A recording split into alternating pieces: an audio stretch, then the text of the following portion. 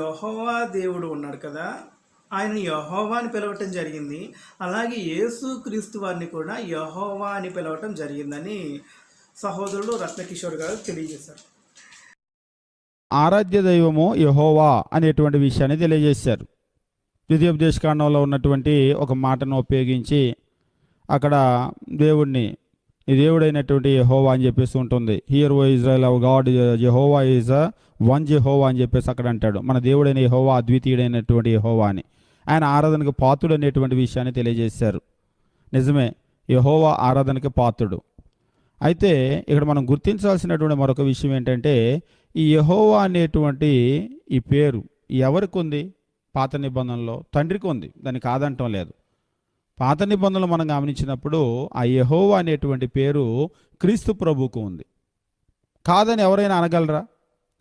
ఒకవేళ ఎవరైనా మేము దీన్ని